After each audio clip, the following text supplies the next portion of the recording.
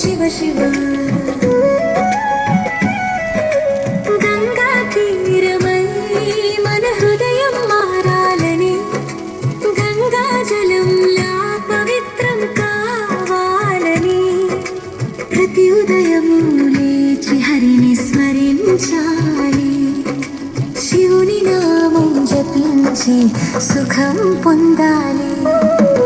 ఓం నమ శివాయ మంత్రం జపిద్ద, మనసులోని చీకటి అంతా తొలగిద్దాం.